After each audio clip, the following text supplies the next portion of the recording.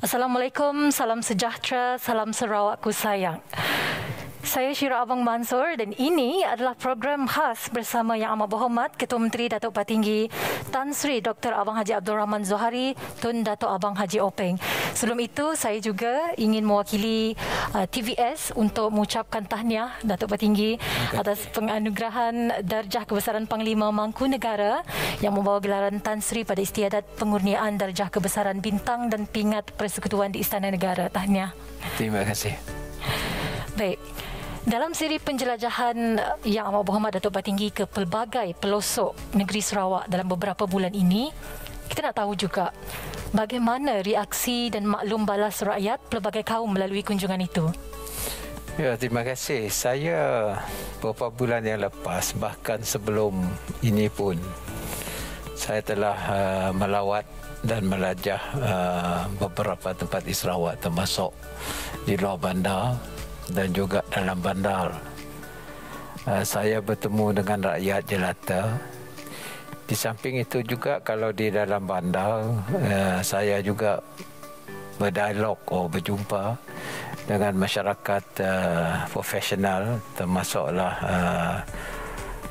mereka yang mewakili perniagaan dan juga NGO.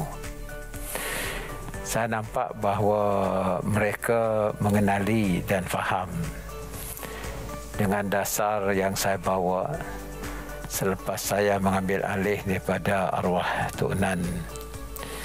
Pertamanya, kita telah dapat memantapkan ekonomi kita melalui beberapa pendekatan, dan yang penting ialah saya telah melancarkan apa saya sebut sebagai ekonomi digital, iaitu pendekatan pembangunan ekonomi yang berteraskan kepada teknologi.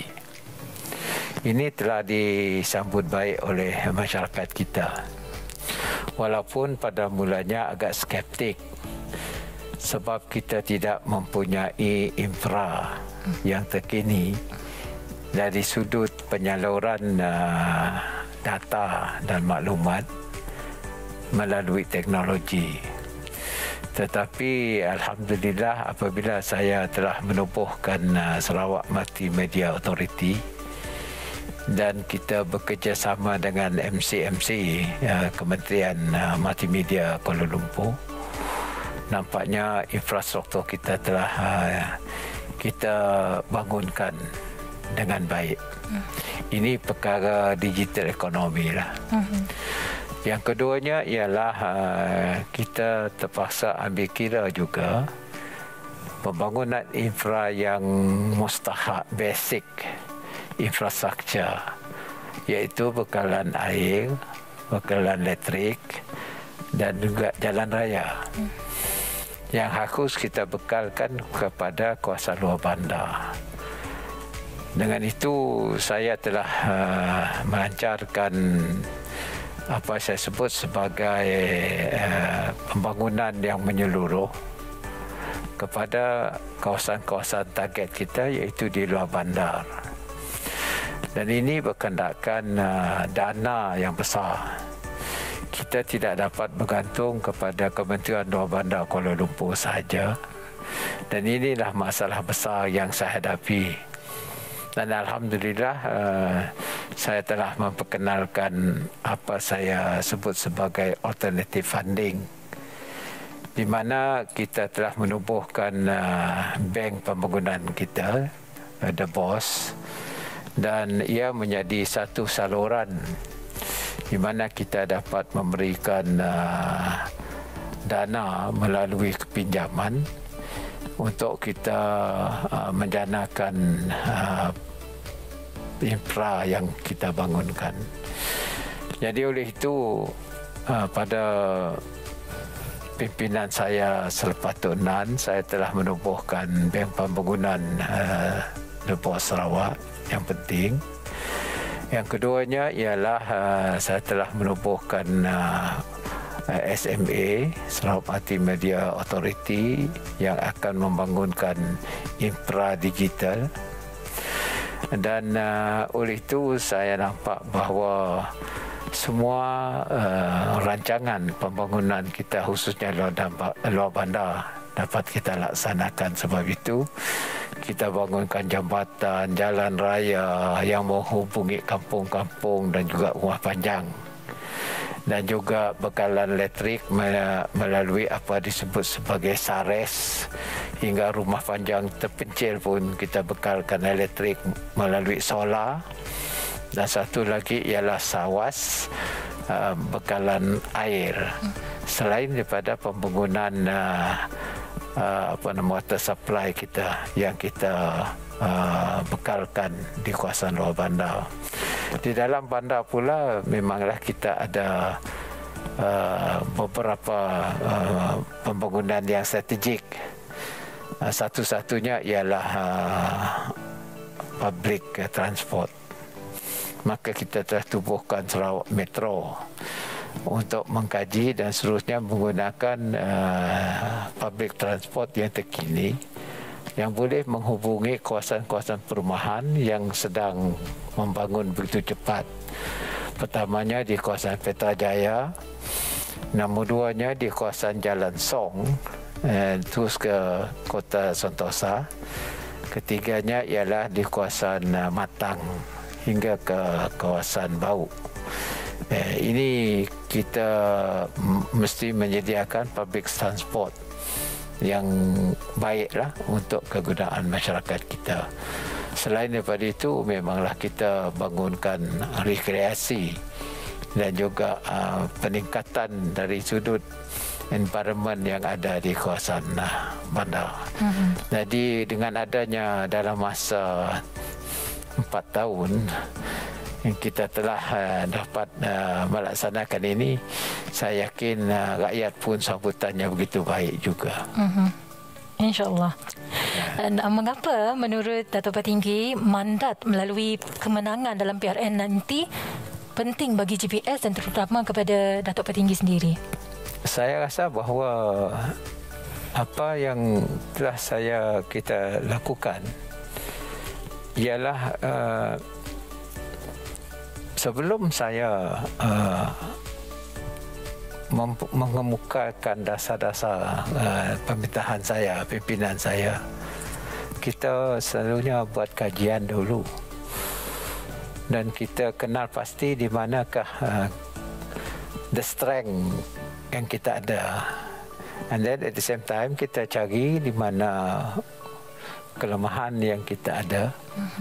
Dan di situ saya unjurkan selepas saya berbincang dengan rakan-rakan dalam GPS, kita teruskan usaha kita ini dapat melonjakkan bukan saja dari sudut ekonomi, tetapi kadang-kadang kita terpaksa juga melihat strukturnya. Struktur itu yang sesuai dengan needs kehendak semasa. Inilah saya rasa cara kita untuk menguruskan dasar-dasar kita. Baik. Gabungan Parti Sarawak dikatakan akan mengemukakan agak banyak muka baru kali ini. Apa kriterianya dan harapan terhadap mereka ini termasuk pemimpin muda dan wanita? Ya, kalau kita kaji asal-usul gabungan Parti Sarawak ni sebenarnya ketika dulu kita di dalam rangka Barisan Nasional. Dan kita banyak belajar dan juga melihat pengurusan Barisan Nasional. Memang kita mengucap terima kasihlah kepada pimpinan dahulu dan juga dalam pimpinan Barisan Nasional yang telah kita sama-sama bekerja untuk membangunkan seluruh negara, lebih-lebih lagi kita negeri Sarawak. Tetapi kita juga melihat bahawa pada tahun 2018 confidence level itu berkurangan terhadap Barisan Nasional hingga membawa kepada kekalahan.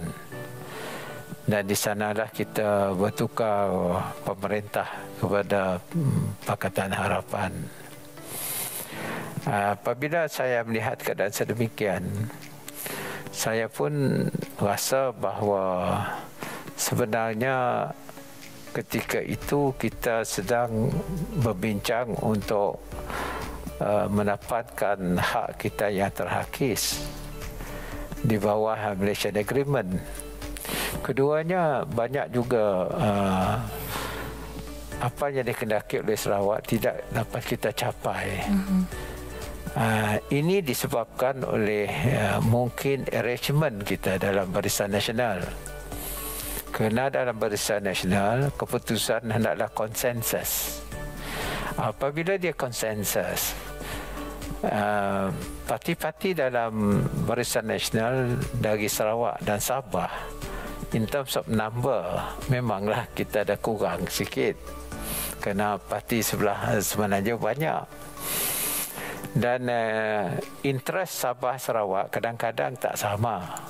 Kerana kita ada peculiarity kita sendiri. Apabila kita hendak bercakap mengenai dengan hal Sarawak, kita terpaksa mau tak mau mesti mempunyai konsensus dalam Barisan Nasional. Sebab itu menjadi halangan apabila kita hendak bercakap mengenai dengan perkara-perkara yang menyentuh interest Sarawak.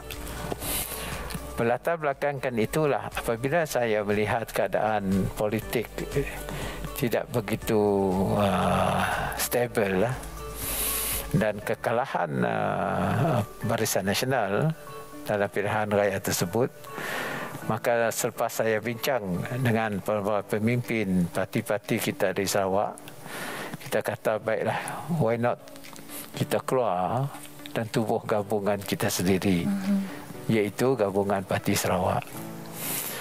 Dan ketika itu juga saya ada mempunyai satu sedikit sebanyak menarik hak kita dalam industri minyak dan gas.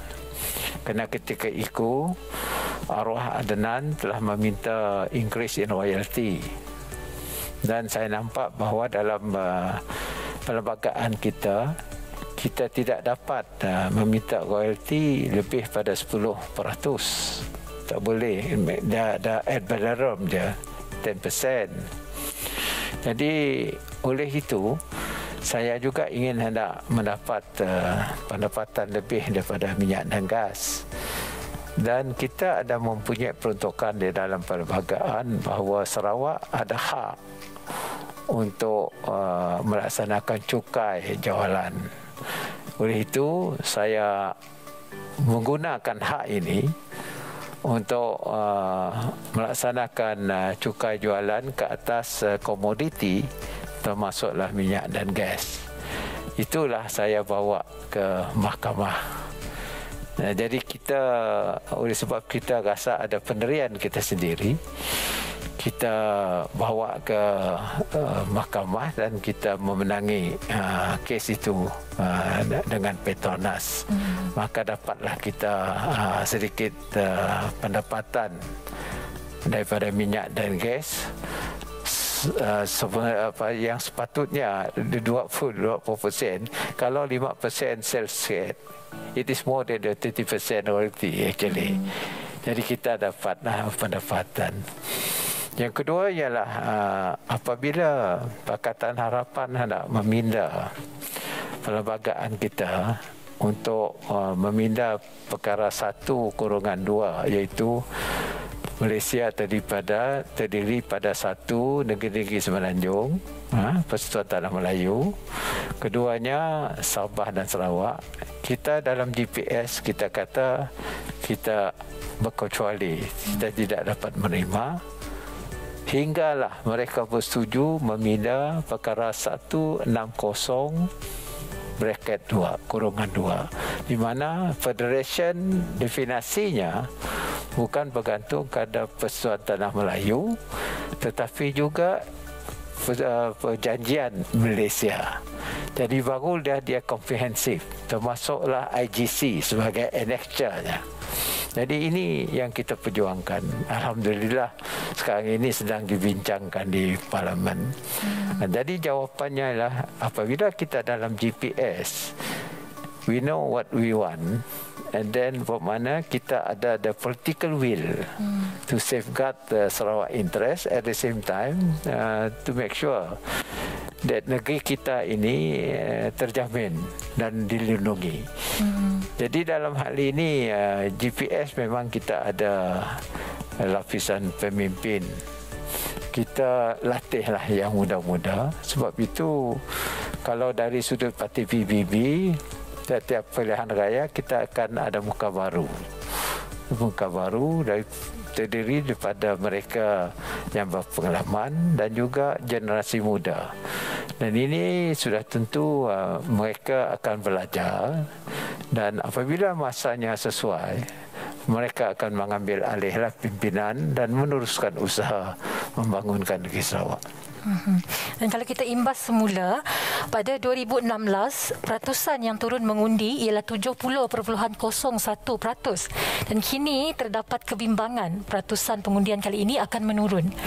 Apa nasihat Yang Amat Berhormat kepada pengundi bagi memastikan peratusan sekurang-kurangnya 70%? Ya, kita dalam keadaan yang agak unik. Unik in the sense that kita menghadapi pandemik. Jadi dalam hal ini, walaupun angka kita telah menurun, kita mungkin ada kebimbangan di antara masyarakat. Kisah kita ini ataupun kita punya kedudukan berbeza dengan Sabah.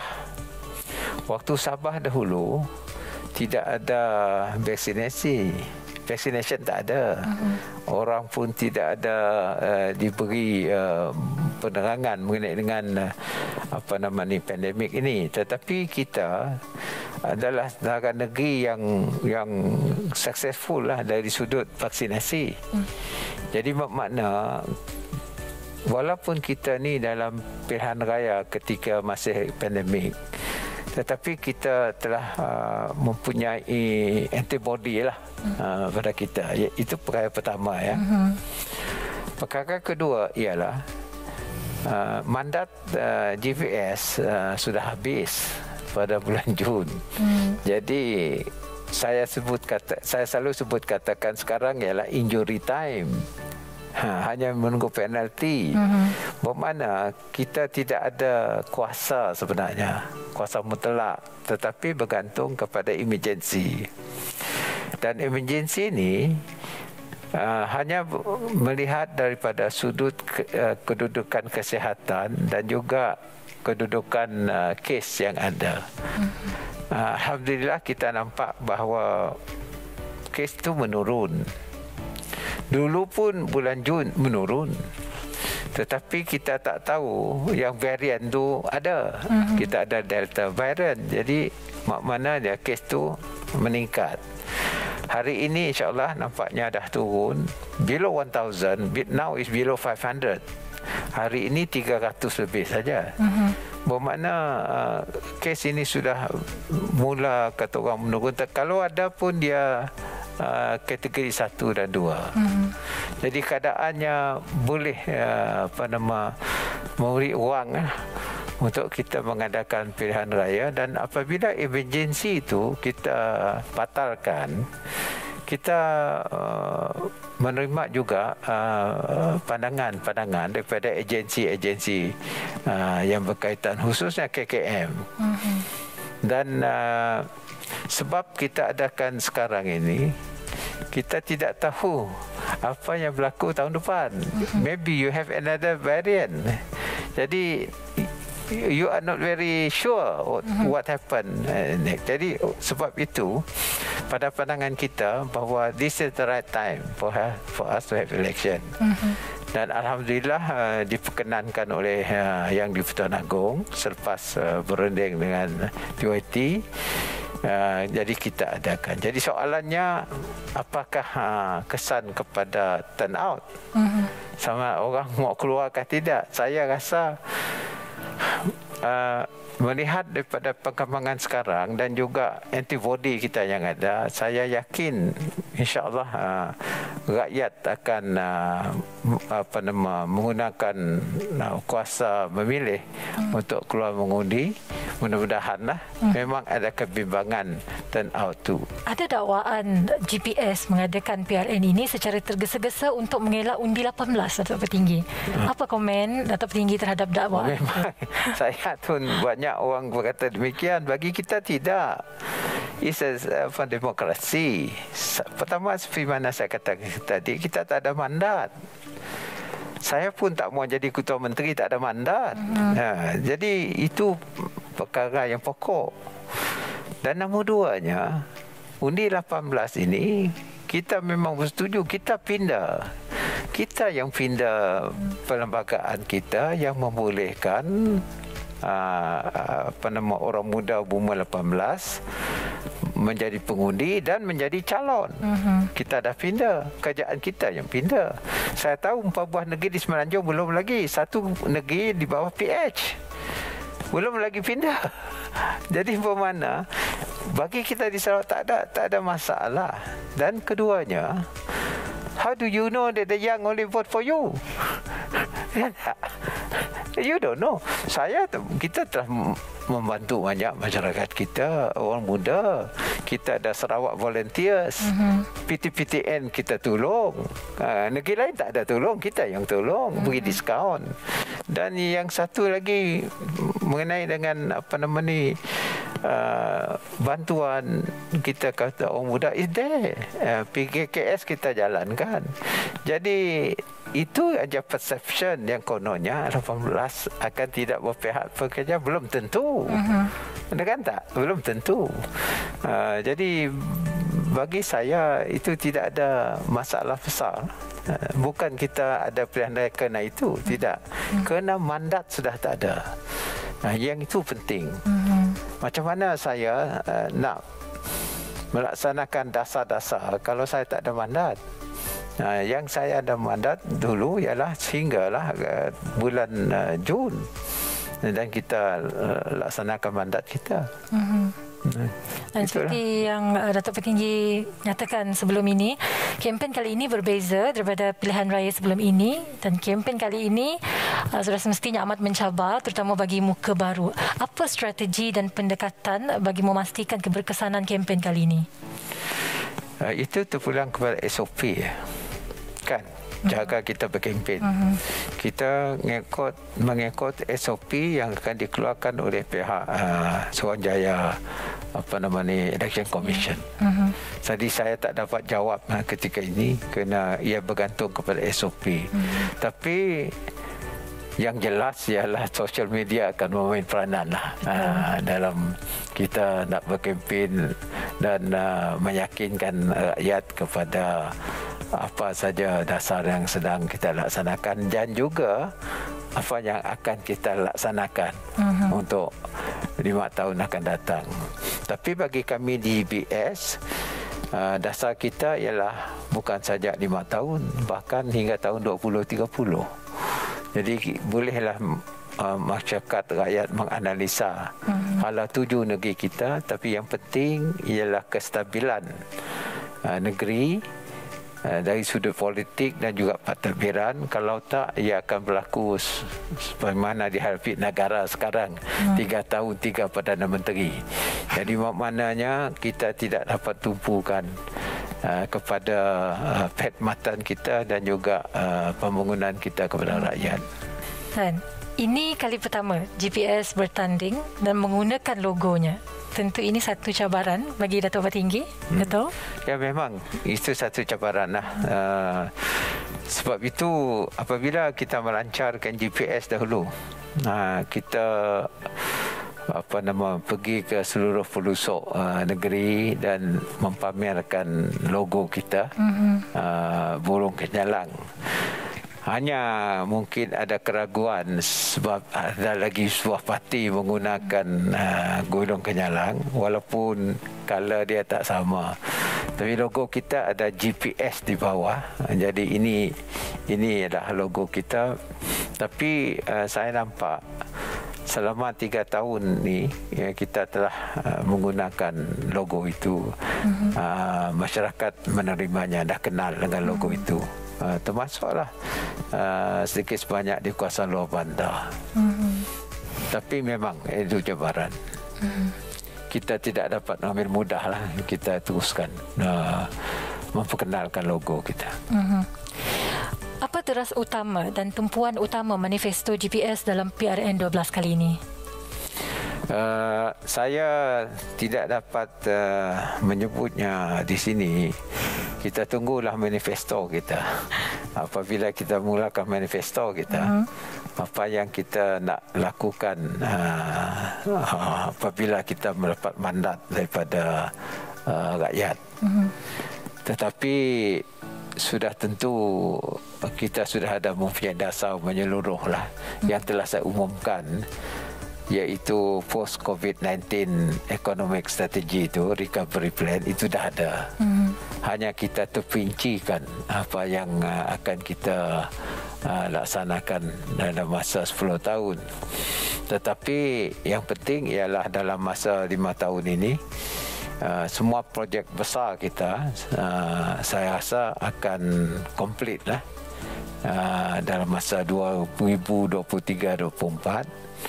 Dan yang satu lagi yang penting ialah talent development dan juga inovasi, di mana kita akan memberikan tekanan kepada pendidikan dan latihan. Yang itu untuk generasi muda dan masa depan. Kali ini dalam PRN 12, mengapa rakyat perlu terus menyokong GPS? Untuk continuity, satu. Nombor dua, kita akan memasuki era baru, iaitu era digital, di mana cara-cara pengurusan pentadbiran kita dan juga pembangunan kita berbeza. Umpamanya pertanian, kita gunakan teknologi IoT dan seterusnya, serta perkenalan teknologi AI dari sudut delivery sistem kita. Ini era baru. Sebab itu saya rasa untuk masa depan kena rakyat juga telah diberi latihan. Orang yang keluar universiti umur 21, 20, 30, mereka akan berumur 31. That is a prime age. And mereka akan menjadi para pemimpin dalam pentadbiran, dalam perniagaan, dalam sektor swasta, NGO dan seterusnya. Dan mereka sudah tentu akan meneruskan usaha pembangunan negeri kita dalam era yang sudah berubah. No more conventional lah. Karena waktu itu, as you know, kalau kita buat kajian lah, apa yang berlaku digital ni adalah satu lonjakan yang berbeza. Dulu kita punya perception is based on political boundary. Dalam era baru tidak ada lagi bergantung pada political boundary, tetapi kesan daripada teknologi yang akan menguasai sektor-sektor tertentu. Example lah, Facebook, berapa orang guna dia? Jadi dia punya citizen, dia Facebook seluruh dunia mungkin 2 bilion, 3 bilion. That transcend political boundary. Dia punya pengaruh begitu besar. Jadi dalam era yang baru nanti, saya rasa perdagangan pun melalui transcend political boundary. Dan ini membawa pengaruh yang amat besar kepada pengurusan kerjaan, sama ada negara kecil ataupun negara besar. Jadi kita boleh tengoklah kesan Glasgow sekarang. Climate change, apa yang berlaku di Glasgow, bermakna ia menyeluruh ke seluruh dunia. Jadi pengurusan kerjaan masa depan bergantung kepada how high is your IQ, level of you to analyze things, and then bawakan negeri atau negara kepada platform dunia yang ada hari ini.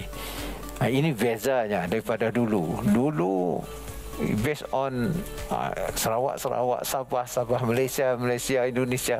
Tapi sekarang sudah beza.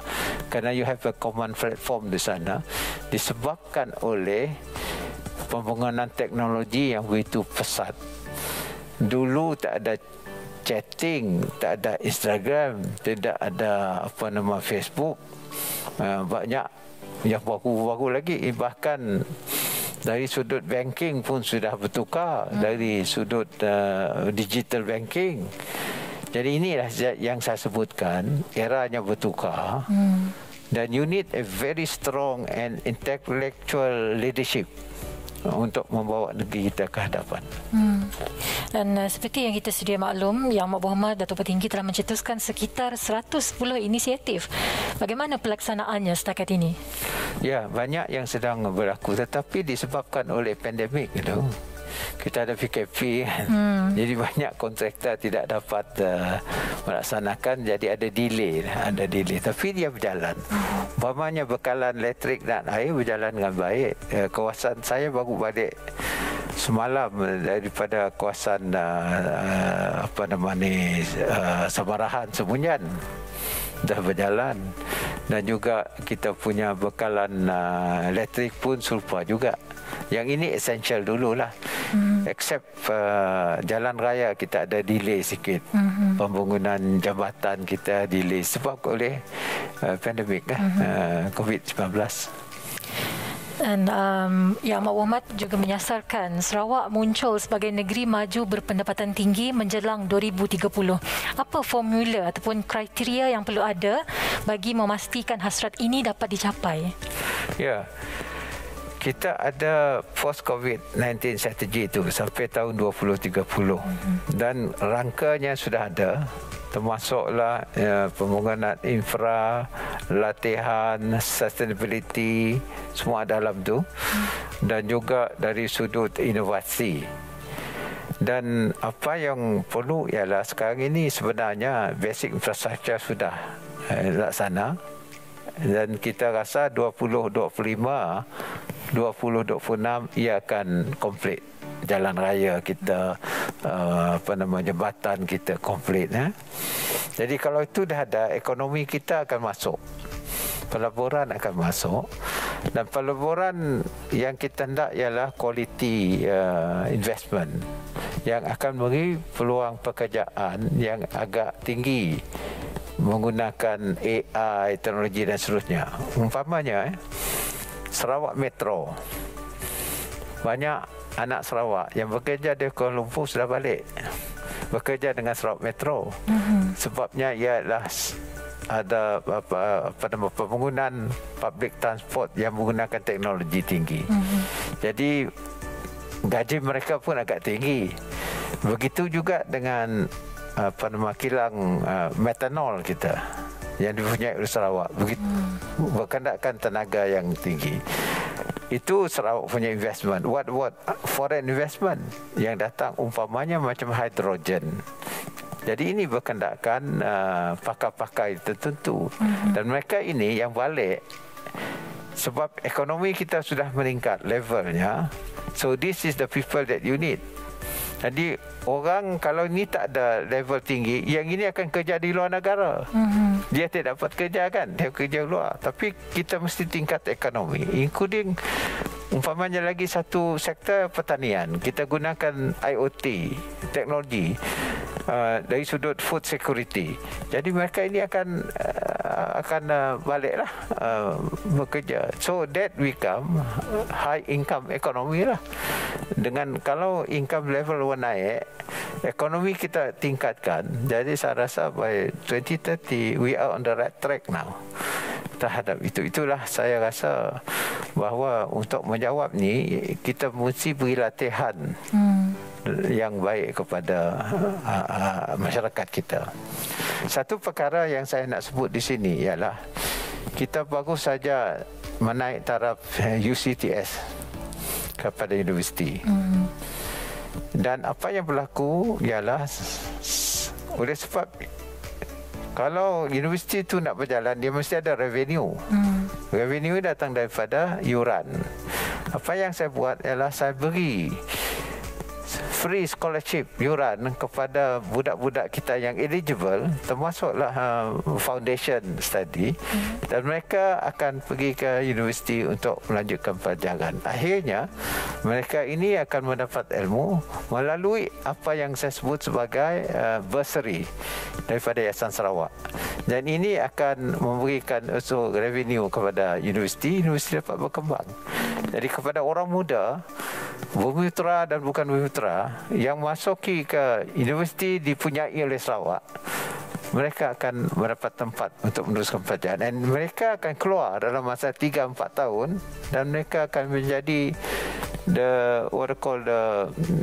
human resource untuk kita melanjutkan pembangunan kita.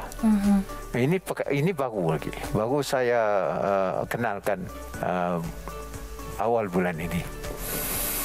Dan akhir sekali, seruan dan harapan Yang Amat Berhormat kepada lebih daripada 1 juta pengundi sebelum mereka menjalankan tanggungjawab dalam PRN 12 ini. Bagi saya serah kepada orang Sarawak. Ada mengatakan tiada orang lain dapat menjaga Sarawak melainkan orang Sarawak pun. Jadi saya serahlah kepada rakyat Sarawak. Kita sudah mempunyai platform kita. Kita sudah mempunyai visi kita. Dan bagi pihak GPS memang di bawah pimpinan saya ketika ini mempunyai vision kita ke arah 2030. Apa yang penting kita belajar apa yang berlaku pada 22 bulan di bawah PH. Banyak janji tidak ditepati, dan sekarang ini kita telah banyak melaksanakan beberapa perubahan di negeri kita. Dan saya minta supaya jangan pisang berbuah 2 kali. Kita jaga kita sendiri, kita bangunkan negeri kita, dan seterusnya kita latih juga orang pemimpin pelapis. Kerana saya rasa pemimpin bertukar ganti, tetapi khidmat kita membangunkan negeri adalah tanggungjawab semua. Jadi dalam pilihan raya ini, gunakanlah tanggungjawab untuk memastikan masa depan kita cerah, dan kita akan terus memberikan ruang kepada anak cucu kita. Itu pesan saya. Jaga Sarawak, into Sarawak. Itu Sarawak. Ya. Terima kasih kita ucapkan kepada Yang Amat Berhormat Ketua Menteri Datuk Patinggi Tan Sri Dr. Abang Haji Abdul Rahman Zohari Tun Datuk Abang Haji Openg.